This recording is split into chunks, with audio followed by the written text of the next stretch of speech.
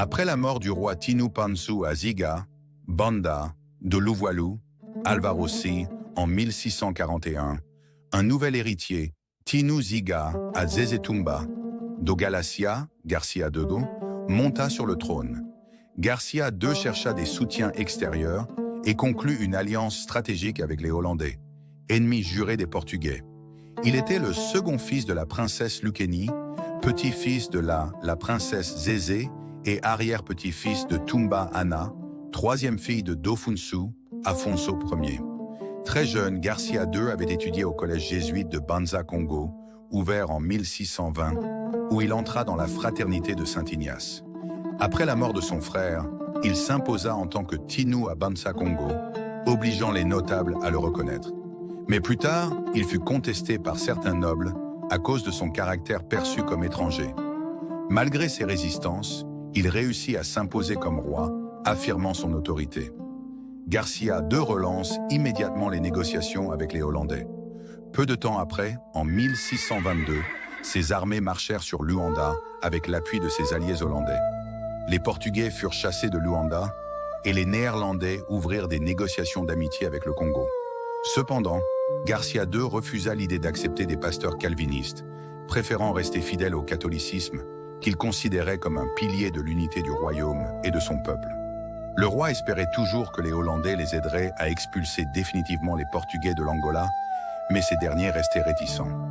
Les Néerlandais se contentaient surtout de sécuriser leur présence à Luanda, refusant de risquer davantage leurs forces. Ils proposèrent cependant d'aider Garcia II à mater une rébellion interne. En 1642, Garcia II choisit de reprendre seul l'offensive. Malheureusement, sans le soutien militaire hollandais, son armée subit des revers et les Portugais reprirent l'avantage. Le Congo fut fragilisé par le manque de troupes, notamment parce que la province de Soyo refusait d'envoyer des renforts. La reine Fumu Kento Mamazinga, reine des territoires de Dongo et Matamba, à la tête d'une armée composée de soldats, prit alors le relais et entra en guerre contre eux. Malgré une première défaite en 1646 à Kavanga, le courage de ses troupes impressionna les Hollandais, qui décidèrent d'envoyer un renfort limité pour la bataille suivante. En 1647, à Masangani, les troupes de Mamazinga réussirent à infliger une lourde défaite aux Portugais, alors que les Hollandais restèrent en retrait, se contentant de montrer leur présence. Cependant, l'arrivée de renforts portugais venus du Brésil changea le cours de la guerre. Les Portugais reprirent l'avantage et, en 1647, les Hollandais se retirèrent définitivement de Luanda, laissant le Congo affaibli et isolé. Après leur victoire, les Portugais imposèrent au Bas-Congo un accord particulièrement sévère. Ils prévoyaient des concessions de terres stratégiques comme Bengo et l'île située au large de Luanda, destinée à devenir un port de passage majeur pour les routes du royaume de Congo, Diatotila. Cependant, Tinu Bakongo refusa de signer.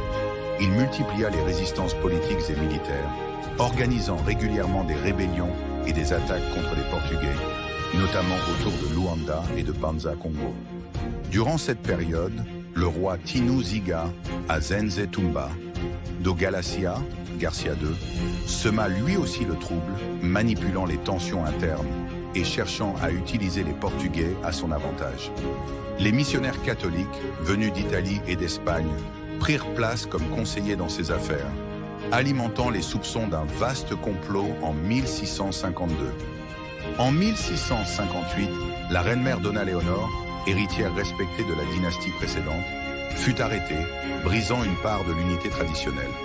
Finalement, en 1665, les deux fils de la dynastie Sundi tentèrent un coup d'État mais furent vaincus. L'autorité du roi fut consolidée et les nobles Bansundi reconnurent leur allégeance. C'est également à cette époque qu'eut lieu un événement marquant. Pour la première fois, un roi du Congo introduisit une couronne à l'européenne lors d'une cérémonie d'intronisation. Le roi Tinuziga, à Zenzetumba, do Galacia, Garcia II, mourut en 1663, laissant derrière lui une réputation de grandeur qui marqua le monde entier. Après la mort de Garcia II, son successeur Tinu Vemba à Zigavita à Kanga, d'Otoni, Antonio Ier, monta sur le trône en 1661. Son règne s'inscrivait dans la continuité des tensions, car depuis plus de 30 ans, le royaume de Congo Diatotila et le Portugal était en guerre quasi permanente. Le Portugal soutenait systématiquement toute rébellion interne contre le Congo, cherchant à affaiblir l'autorité du souverain. En 1649, alors que les Hollandais avaient quitté l'Angola, le Portugal profita de l'occasion pour reprendre ses ambitions coloniales sur la côte atlantique, projetant de transformer le Congo en une province sous tutelle. Le roi Garcia II, malgré ses pressions, resta ferme. Il refusa de céder son indépendance et tenta de maintenir des relations équilibrées avec ses ennemis. Il envoya même des ambassadeurs à Luanda afin de négocier, mais ces conditions ne furent pas respectées. Le Portugal exigea alors que les transactions commerciales passent exclusivement par Luanda, excluant les routes alternatives, comme Benguela ou le Brésil. Le roi Garcia II rejeta ce traité, provoquant une riposte immédiate. Une armée portugaise marcha sur le Congo et mit le pays à feu et à sang. Face à cette agression, le roi fut contraint d'envoyer en urgence un ambassadeur à Luanda pour demander la paix. Un nouveau traité fut alors proposé en 1656, très défavorable au Congo, mais accepté sous la contrainte. Malgré le traité imposé en 1656, les tensions ne cessèrent pas. Le Portugal poursuivait sa stratégie de domination totale, cherchant à imposer un protectorat direct sur le royaume de Congo d'Iatotila. Le roi Antonio Ier, successeur de Garcia II, refusa catégoriquement cette soumission. Il dénonça publiquement le traité et continua de revendiquer l'indépendance du royaume. En représailles, les Portugais intensifièrent leurs attaques et multiplièrent les pressions diplomatiques, soutenant plusieurs princes rivaux afin de diviser la noblesse Congo. Dans ce climat de méfiance et de trahison, le roi décida de préparer une grande expédition militaire pour mettre fin à l'influence portugaise. Il rassembla une vaste armée composée de milliers de guerriers et de nombreux notables, résolus à défendre la souveraineté du royaume. L'affrontement décisif se profila alors. Ce fut la célèbre bataille de Bouila en 1665, qui allait marquer à jamais l'histoire du Congo et de l'Afrique centrale. La bataille de Bouila éclata le 29 octobre 1665. Elle fut plus qu'un affrontement entre le royaume Congo et le Portugal. Ce fut une guerre spirituelle où les Bas-Congo, désespérés, appelèrent des forces qu'ils n'auraient jamais dû invoquer. Après des décennies de guerre, le royaume Congo s'affaiblissait. Les divisions internes et la puissance des armes portugaises laissaient peu d'espoir. Alors, certains Bas-Congo se rappelèrent la trahison du passé, lorsque le neveu de Juan Ier fut vaincu par Afonso Ier. Dans leur désespoir, ils pensèrent à retourner contre l'ennemi sa propre science obscure. Le Kindoki, science de lumière, servait à protéger et guérir. Mais ce soir-là, il fut détourné. Dans une caverne interdite, les prêtres appelèrent des forces inconnues, des entités obscures, promises à donner puissance et invincibilité. Le pacte était signé, mais ces puissances ne venaient pas pour sauver l'Afrique. Elles travaillaient déjà en secret avec l'Occident, alliées aux forces apocalyptiques que l'on nomme Gog et Magog. En croyant se renforcer, les Bas-Congo ouvraient une brèche irréversible. En 1665, les tensions culminèrent lors de la célèbre bataille de Bouila.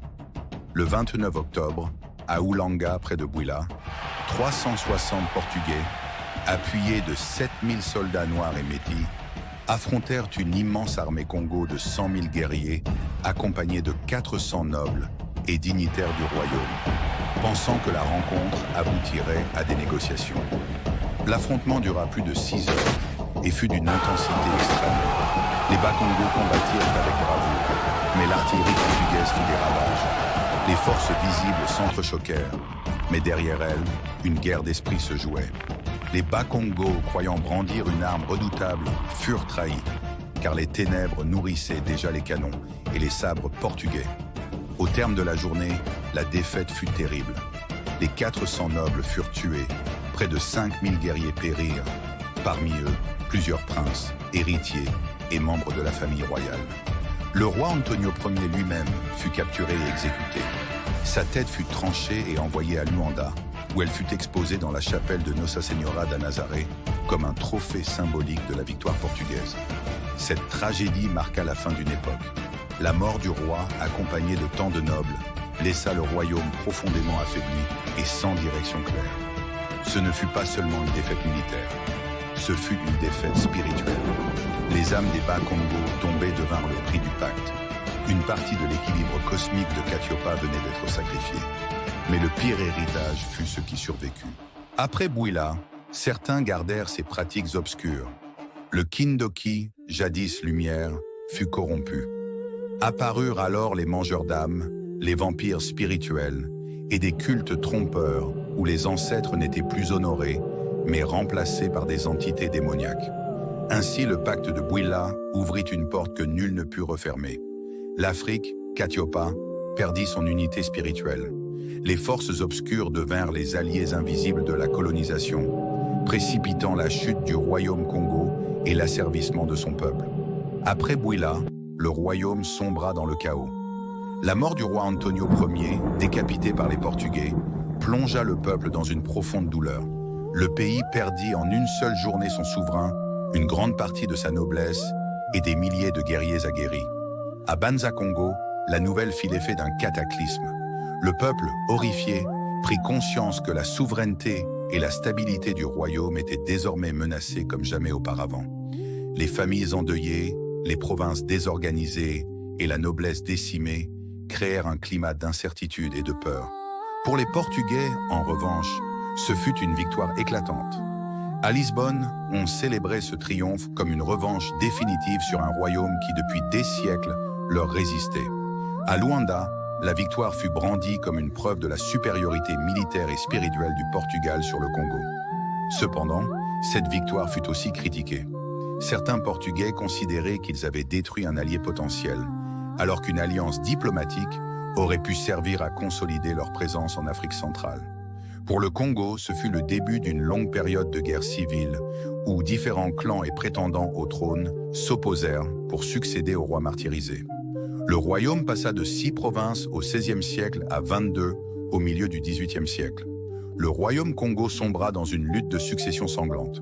En 5 ans, plus de 30 Mitinous furent massacrés. La province de Soyo profita de ce chaos pour dévaster complètement Banza-Congo, qu'ils surnommèrent Banza-Kuyu, la ville du diable. Plusieurs factions nobles se disputèrent le trône, chacune soutenue par des partisans et parfois même par des forces étrangères. Les 2 dynasties survivantes, Kilaza et Kimpasa, n'ayant pas participé à la bataille de Bwila, se livrèrent dans une bataille sanglante qui dura plus de 40 ans et finit par morceler le grand royaume de Congo d'Yatotila. Chacune revendiquait la légitimité de la couronne, arguant de liens directs ou indirects avec la dynastie royale. Alfonso II, membre de la dynastie Kimpanzu, fut mis au pouvoir en 1665 par un prince de Soyo, un ennemi du royaume Congo. Il fut renversé par la dynastie Kilaza, 1 mois après sa nomination. Il trouva refuge à Kondo et fonda par la suite le petit royaume de Kondo. Il tenta d'organiser en vain un retour au pouvoir à Banza-Congo jusqu'à sa mort en 1669. Alvaro VII, Tinu Aziga Sidi do Luwalu, du clan Kilaza, régna de 1665 à 1666. Il fut succédé par Alvaro VIII, Tinu Panzu Aziga de 1666 à 1667, 1669. Tinu Panzu Avemba Vitatsimba, de Lufuayi, Raphaël Ier, prit le pouvoir par la suite et fut chassé après 5 mois de règne par le clan Kimpanzu. Il fut remplacé par Alvaro IX du clan Kimpanzu de 1669 à 1672. Raphaël Ier reprit le pouvoir de 1672 à 1674. Il tenta de reconquérir Banza-Congo par la force en 1678, tuant le Tinu en place, Panzu Avemba Miala Donaniele, Daniel Ier, qui régna de 1674 à 1678. Il repartit à Lemba qui devint sa capitale. Manuel, le frère de Donaniele, monta un stratagème pour l'attirer. Il convainc le prince de Soyo de prétendre qu'il désirait donner sa fille à Raphaël Ier. Il fit le déplacement où l'attendait la mariée, couverte d'un voile, mais ce fut Manuel sous le voile qui l'assassina. Le royaume Congo fut ainsi abandonné de 1678 à 1703. Les guerres civiles qui éclatèrent ravagèrent le royaume. Les villages furent incendiés, les campagnes dévastées et de nombreux Bas-Congo furent soumis à des travaux forcés par des alliés européens des différentes factions. Ainsi, après des siècles de puissance et de gloire, le royaume commença à se fragmenter, affaibli par ses querelles internes et par la pression coloniale européenne. Ce royaume, autrefois puissant et respecté dans toute l'Afrique centrale, entra alors dans une longue période de déclin. Au lieu de retrouver son unité, le royaume s'effondra peu à peu dans la division. La grandeur héritée de Nimilukeni, fondateur du royaume, semblait désormais lointaine. L'empire qui avait uni tant de peuples et rayonné sur une grande partie de l'Afrique centrale n'était plus que l'ombre de lui-même. Ainsi s'acheva une époque glorieuse. Le royaume Congo, autrefois pilier de puissance, de culture et de spiritualité, entra dans une phase sombre où ses héritiers allaient devoir lutter pour préserver leur mémoire et leur identité.